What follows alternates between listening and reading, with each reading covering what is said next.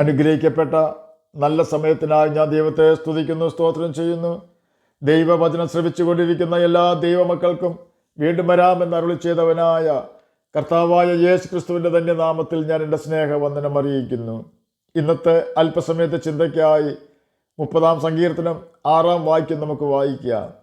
ഞാൻ ഒരു നാളും കുലുങ്ങിപ്പോകുകയില്ല എന്ന് എൻ്റെ സുഖകാലത്ത് ഞാൻ പറഞ്ഞു. അനുഗ്രഹിക്കപ്പെട്ട ഒരു വേദവാക്യമാണ് നാം കേട്ടത്. എല്ലാവരാലും തള്ളപ്പെട്ട നാളുകളിൽ ആരും തന്നെ ഗവനിക്കാതിരുന്ന ബാല്യകാലത്ത് ദാവീദിൻ്റെ കയ്യിൽ ഒരു കിന്നരമുണ്ടായിരുന്നു. എല്ലാ സമയത്തും കിന്നരം വായിച്ച് ദൈവത്തെ ദാവീദ് പാടി സ്തുതിക്കുമായിരുന്നു. ഇസ്രയേലിൻ്റെ മധുര ഗായകനായിരുന്നു ദാവീദ്. അനേക നാളുകൾ താൻ ആളുകളെ മേച്ചുകൊണ്ട് ജീവിച്ചു. വീട്ടിൽ എത്ര വലിയ ഗസ്റ്റ് വന്നാലും ദാവീദ് അറിയുമായിരുന്നില്ല. രാവിലെ അല്പം ആഹാരം കഴിക്കുകയും ഉച്ചയ്ക്കുള്ള ആഹാരം പൊതിഞ്ഞ് ഇടയസഞ്ചിയിൽ കരുതുകയും ചെയ്യും. ആടിനെ തീറ്റിയതിനു ശേഷം സന്ധ്യാസമയത്ത് തിരികെ ഭവനത്തിൽ എത്തുകയും ആടുകളെ അതിൻ്റെ ആലയിലാക്കിക്കൊണ്ട് ക്ഷീണിതനായി കിടന്ന് ഉറങ്ങുകയും ചെയ്യും. മറ്റാരുമായും വലിയ ചങ്ങാത്തം ഇല്ലാതിരുന്ന കാലം അവൻ്റെ മാതാപിതാക്കൾ അവനെ കണ്ടിരുന്നത് ഉള്ളതിൽ ഇളയവൻ എന്ന രീതിയിലായിരുന്നു. മൂത്ത സഹോദരന്മാർ അവനെ കണ്ടത് ആ കുറേ ആടുള്ളതിന് അന്യൻ്റെ കയ്യിൽ ഏൽപ്പിച്ച് പട കാണുവാൻ നടക്കുന്നവൻ എന്ന രീതിയിലായിരുന്നു. ദാവീദ് ആർക്കും സമ്മതൻ അല്ലായിരുന്നു. ആടുകളെ തീറ്റുന്നവനെ ആര് വിലമതിക്കുവാനാണ്? ആ ഒറ്റപ്പെട്ട അവസ്ഥയിൽ ദൈവം അവന് നല്ല കൂട്ടുകാരനായി അവനോട് കൂടെ തന്നെ ഉണ്ടായിരുന്നു. കിന്നരം അവൻ താഴെ വെച്ചിട്ടില്ല. ദൈവരാജ്യത്തിൽ ജീവിക്കുന്നവനെ പോലെ അവൻ യഹോവയിൽ സന്തോഷിച്ചു. സിംഹം വന്നതും കരടി വന്നതും അവനൊരു പ്രശ്നമായിരുന്നില്ല. കാരണം സിംഹം വന്നപ്പോഴും കരടി വന്നപ്പോഴും അവൻ വിളിക്കാതെ തന്നെ അവനോട് കൂടെ ദൈവം ഓടി അവനിൽ കൂടി രണ്ടിനെയും വകവരുത്തി. അവനത് മാതാപിതാക്കളോടോ സഹോദരന്മാരോടോ പറഞ്ഞിരുന്നെങ്കിൽ പട്ടാളക്കാരായ സഹോദരന്മാർ നീ പട കാണുവാൻ വന്നതല്ലേ എന്ന് ചോദിക്കുമായിരുന്നില്ല. എത്ര പ്രതിസന്ധി വന്നാലും ദൈവത്തിൽ ആശ്രയിക്കുകയും ദൈവത്തെ പ്രസാദിപ്പിക്കുവാൻ ഉത്സാഹിക്കുകയും ചെയ്ത ദാവീദിനെ ഇസ്രയേലിൻ്റെ രാജാവാകുവാൻ ദൈവം തിരഞ്ഞെടുത്തു. എന്നെ കേൾക്കുന്ന പ്രിയ ദൈവമകനെ, ദൈവമകളെ, സാഹചര്യങ്ങളെല്ലാം പ്രതികൂലമാകുമ്പോഴാണ് ദൈവത്തെ ശരിയായി മനസ്സിലാക്കുവാൻ നമുക്ക് അവസരം ലഭിക്കുന്നത്. അതുപോലെ തന്നെ സാഹചര്യങ്ങളെല്ലാം പ്രതികൂലമാകുമ്പോഴാണ് യഥാർത്ഥ സ്നേഹിതരെ നമുക്ക് കണ്ടെത്തുവാൻ കഴിയുന്നത്. സ്നേഹിതൻ എല്ലാ കാലത്തും സ്നേഹിക്കുന്നു, അനർത്ഥകാലത്ത് അവൻ സഹോദരനായി തീരുന്നുവെന്ന് സദൃശവാക്യങ്ങൾ 17-ാം അധ്യായം 17-ാം വാക്യത്തിൽ രേഖപ്പെടുത്തിയിരിക്കുന്നു. കഷ്ടകാലത്ത് നമ്മെ സഹായിക്കുന്ന സ്നേഹിതന്മാരെ അതുകൊണ്ട് തന്നെ നാം ഒരിക്കലും മറക്കരുത്. നമ്മുടെ കഷ്ടകാലത്ത് നമ്മെ സഹായിക്കുന്ന നല്ല സ്നേഹിതൻ എല്ലാ കാലത്തും കർത്താവായ യേശു ക്രിസ്തു മാത്രമാണെന്ന യാഥാർത്ഥ്യം നാം മറന്നു പോകരുത്. മറ്റെല്ലാവരും ക്ഷീണിച്ചു പോകും. അതിനാരെയും നാം കുറ്റം പറയേണ്ട ആവശ്യമില്ല. കാരണം നാം ആരെങ്കിലും ക്ഷീണിച്ചു പോകുമല്ലോ. എന്നാൽ നമ്മുടെ യേശു കർത്താവ് ഒരിക്കലും ക്ഷീണിച്ചു പോകുന്നില്ല. കാരണം പാപമൊഴികെ സകലത്തിലും നമുക്ക് തുല്യമായി പരീക്ഷിക്കപ്പെട്ടവനാണ് കർത്താവായ യേശു ക്രിസ്തു. യേശുവിന് നമ്മെ സഹായിക്കുവാനുള്ള കഴിവുണ്ട്. ശമൂവേൽ പ്രവാചകൻ ദാവീദിനെ അഭിഷേകം ചെയ്യുവാൻ ഇശായിയുടെ വീട്ടിൽ ചെല്ലുമെന്ന് മുൻകൂട്ടി അറിയിച്ചിരുന്നു. എന്തിനു വേണ്ടിയാണ് ശമൂവേൽ ഇശായിയുടെ ഭവനത്തിൽ ചെല്ലുന്നത് എന്ന കാര്യം മറച്ചു പിടിച്ചു. ശൗൽ രാജാവിനെ ഭയന്നിട്ടാണ് എന്ന് ചിന്തിക്കുന്നതിൽ തെറ്റില്ല. ഒരു യാഗമുണ്ട് എന്ന് പറഞ്ഞുകൊണ്ടാണ് വിവരം ഇശായിയെ ശമൂവേൽ അറിയിച്ചത്. ശൗൽ രാജാവിനെ അഭിഷേകം ചെയ്ത് രാജാവായി വാഴിച്ച ശമൂവേൽ ഇസ്രയേലിൽ ബഹുമാന്യൻ തന്നെയാണ്.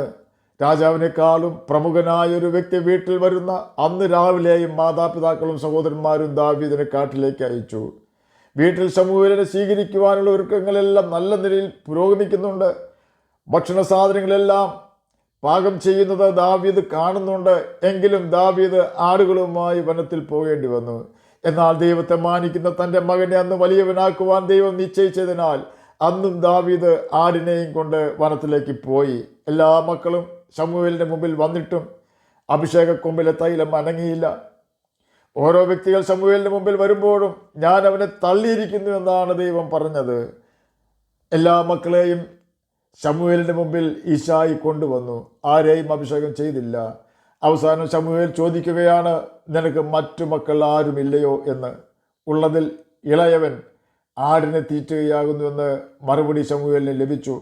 അവൻ വന്നിട്ടല്ലാതെ ഞാൻ പന്തിക്കിരിക്കുകയില്ല എന്നായിരുന്നു ശമൂവേൽ തിരിച്ചു കൊടുത്ത മറുപടി. എന്നെ കേൾക്കുന്ന പ്രിയ ദൈവമകനെ, ദൈവമകളെ, വിശ്വസ്തയോടെ ജീവിക്കുമ്പോൾ നമ്മെ ആരും മഹത്വപ്പെടുത്തുകയില്ല. കാരണം മറ്റുള്ളവർ നമ്മെ വലിയവനാക്കിയെന്ന് പറയുവാൻ ദൈവം ആരെയും ഒരിക്കലും സമ്മതിക്കുകയില്ല. ആകയാൽ മനുഷ്യരുടെ പുകഴ്ചയേക്കാൾ ദൈവത്തിൻ്റെ പുകഴ്ചയ്ക്ക് നാം പ്രാധാന്യം കൊടുക്കണം. ദൈവത്താലുള്ള മാനത്തേക്കാൾ മനുഷ്യരാലുള്ള മാനത്തെ അധികം സ്നേഹിച്ച ചില പ്രമാണിമാരെ നമുക്ക് യോഹന്നാൻ എഴുതിയ സുവിശേഷം 13-ാം അധ്യായം 42-43 വാക്യങ്ങളിൽ കാണുവാൻ കഴിയും. മാതാപിതാക്കളും സഹോദരന്മാരും ശമൂവേൽ വരുന്ന കാര്യം ദാവീദിനെ അറിയിക്കുക പോലും ചെയ്തില്ല എന്നാണ് ഞാൻ ചിന്തിക്കുന്നത്. എന്നാൽ മാതാപിതാക്കൾ ഭവനത്തിൽ ദൈവത്തിൻ്റെ ദാസനായ ശമൂവേലിനെ സ്വീകരിക്കുവാൻ ബന്ധപ്പെടുമ്പോൾ ദാവീദ് വനാന്തരത്തിൽ ശമൂവേലിൻ്റെ ദൈവത്തെ പ്രസാദിപ്പിച്ച് പാടി സ്തുതിക്കുകയായിരുന്നു. പലതിനെ ചൊല്ലി വിലപിച്ചും മനം കലങ്ങുകയും മറ്റുള്ളവർക്ക് വേണ്ടി സമയം കളയാതെ നമുക്ക് വേണ്ടി തന്നെ താൻ ഏൽപ്പിച്ചു കൊടുത്തവനായ കർത്താവായ യേശു ക്രിസ്തുവിനെ നാം പാടി സ്തുതിച്ച് മഹത്വപ്പെടുത്താമെങ്കിൽ അവൻ നമ്മെ മറ്റുള്ളവരുടെ മുമ്പിൽ മാനിക്കുക തന്നെ ചെയ്യും. ശമൂവേലിൻ്റെ വരവ് പോലും വേണ്ട വിധത്തിൽ ദാവീദിനോട് പറയാതിരുന്ന മാതാപിതാക്കൾ ശമൂവേലിൻ്റെ വാക്കുകൾക്ക് മുമ്പിൽ അത്ഭുതപ്പെട്ടു പോയി. അവൻ വന്നിട്ടല്ലാതെ ഞാൻ പന്തിക്കിരിക്കുകയില്ല എന്നാണ് ശമൂവേൽ പറഞ്ഞത്. ശമൂവേലിൻ്റെ മുമ്പിലേക്ക് വരുന്ന ദാവീദിൻ്റെ മുഖശോഭ, അവൻ്റെ സന്തോഷം, ദൈവം അവന് കൊടുത്ത മാന്യത എത്ര വലിയതായിരുന്നു എന്ന് ചിന്തിച്ചു നോക്കൂ. ശമൂവേൽ തന്നെ ആ കൊച്ചുമുടുക്കനെ കണ്ടപ്പോൾ അത്ഭുതപ്പെട്ട് കാണും. ഇടയ ചെറുക്കൻ്റെ വേഷം, അരയിൽ ഒരു ഇടയസഞ്ചി, തോളിൽ ഒരു കിന്നരവും, കയ്യിൽ ആടിന് ഇല ഒടിച്ചു കൊടുക്കുന്ന ഒരു കോലും, ശത്രു മൃഗങ്ങളെ അടിക്കുന്നതിനും ആടുകളെ നിയന്ത്രിക്കുന്നതിനുമായി ഒരു വടിയും പിടിച്ചുകൊണ്ട് അതാ ദാവീദ് കടന്നു വരുന്നു. പവിഴ നിറമുള്ളവനാണവൻ, നന്നേ ബാലനാണവൻ, സുനേത്രനാണവൻ, മനോഹര ഗായകനാണവൻ. അവൻ വന്നപ്പോൾ എല്ലാവരും എഴുന്നേറ്റ് നിന്നു. അവൻ്റെ സഹോദരന്മാർ എഴുന്നേറ്റ് നിന്നത് മിക്കവാറും കുശുമ്പ് കൊണ്ടായിരിക്കുവാനാണ് സാധ്യത. എങ്കിലും എഴുന്നേറ്റ് നിന്നല്ലേ ഒക്കൂ. അതെ, ദൈവം ഒരു വ്യക്തിയെ മാനിക്കുന്നത് ഇങ്ങനെയാണ്. ദൈവം നിന്നെ ഇസ്രയേലിൻ്റെ രാജാവായി അഭിഷേകം ചെയ്തിരിക്കുന്നു എന്ന വാക്കുകളോടെ ശമൂവേൽ അഭിഷേക കൊമ്പിലെ അഭിഷേക തൈലം ദാവീദിൻ്റെ തലയിൽ ഒഴിച്ചു. ഞാൻ വിശ്വസിക്കുന്നു ദാവീദിൻ്റെ ഭവനത്തിലുള്ളവർ മാത്രമല്ല, സ്വർഗത്തിലെ ദൂതന്മാരും ആ സമയം എഴുന്നേറ്റ് നിന്ന് കാണും. ഞാൻ എൻ്റെ ആശയം ഇവിടെ പ്രസ്താവിച്ചു എന്നേ ഉള്ളൂ. ദൂതന്മാർ ഇരിക്കുകയാണോ എന്ന് നമുക്ക് അറിയുകയില്ലല്ലോ. അഭിഷേക തൈലം ദാവീദിൻ്റെ തലയിൽ വീണ അന്ന് മുതൽ ദൈവം അവനെ ഉയർത്തുവാൻ തുടങ്ങി. അവൻ്റെ ഉയർച്ചയ്ക്കനുസരിച്ച് അവന് കഷ്ടതയും നേരിട്ടു. ദൈവത്തിന് വേണ്ടി ഒന്നും ചെയ്യാത്തവരെ സാത്താന് ഭയമില്ല. എന്നാൽ ദൈവത്തിന് വേണ്ടി എന്തെങ്കിലും നാം ചെയ്യുന്നുണ്ടെങ്കിൽ പ്രതികൂലങ്ങളും ആരോപണങ്ങളും കഷ്ടതയും ഒക്കെ നമ്മുടെ ജീവിതത്തിൽ കടന്നു വരും. അതിന് കാരണം നാം ഒന്ന് മടുക്കണം, നാം പകയ്ക്കണം, നാം നിരാശരായി തീരണം. അതാണ് ദുഷ്ടൻ്റെ ആഗ്രഹം. അതുകൊണ്ട് നിങ്ങളുടെ ഉള്ളിൽ ക്ഷീണിച്ച് മടുക്കാതിരിക്കുവാൻ പാപികളാൽ തനിക്ക് നേരിട്ട ഇങ്ങനെയുള്ള വിരോധം സഹിച്ച യേശുവിനെ ധ്യാനിക്കണമെന്ന് ദൈവാത്മാവിൽ നിറഞ്ഞ് പൗലോസ് നമ്മോട് പറഞ്ഞിട്ടുണ്ട്. ശൗൽ രാജാവ് ദാവീദിൻ്റെ ഉയർച്ചയിൽ അസൂയ ഉള്ളവനായിത്തീർന്നു. തൻ്റെ രാജ്യത്വം മകന് കൊടുക്കുവാൻ ആഗ്രഹിച്ച ശൗലിന് ദാവീദ് ഒരു പേടി സ്വപ്നമായി. അതുകൊണ്ട് ദാവീദിനെ കൊല്ലുവാൻ തന്നെ ശൗൽ തീരുമാനിച്ചു. എന്നാൽ ശൗൽ ദാവീദിനെ കൊല്ലുവാൻ തീരുമാനിച്ചപ്പോൾ ദൈവം ദാവീദിനെ സംരക്ഷിക്കുവാൻ തീരുമാനിച്ചു. ഒടുവിൽ ശൗൽ അവൻ്റെ മക്കളോടൊപ്പം ഗിൽബോവ പർവ്വതത്തിൽ പട്ടുപോയി. ദൈവം ദാവീദിനെ ഇസ്രയേലിൻ്റെ രാജാവായി സ്ഥിരപ്പെടുത്തുകയും ചെയ്തു. ദാവീദ് വളരെ കഷ്ടത്തിലായിരുന്ന കാലത്തൊക്കെ ദൈവത്തെ പാടി മഹത്വപ്പെടുത്തുമായിരുന്നു. ചെറിയൊരു തെറ്റുപോലും തന്നിൽ നിന്നും വരുന്നില്ല എന്ന് ദാവീദ് ഉറപ്പുവരുത്തുമായിരുന്നു. എന്നാൽ തൻ്റെ ഭാവനയിൽ സ്വപ്നം കാണുവാൻ പോലും കഴിയാത്ത ഇസ്രയേൽ രാജപദവിയിൽ താൻ സ്ഥിരമായി എന്ന് അവന് മനസ്സിലായി. ഇപ്പോൾ അവൻ കിന്നരൻ താഴെ വെച്ചു. അവനവൻ്റെ കൈക്കരുത്തിൽ ആശ്രയിക്കുവാൻ തുടങ്ങി. ദൈവവുമായുള്ള ബന്ധം അനുദിനം കുറഞ്ഞു വന്നു. അവൻ്റെ പട്ടാളത്തിൻ്റെ ശക്തി വർദ്ധിപ്പിക്കുവാനും ശത്രുക്കളെ നിർമൂലമാക്കുവാനും വെള്ളിയും പൊന്നും അനവധിയായി സമ്പാദിക്കുന്നതിനും അവൻ ഓടി നടന്നു.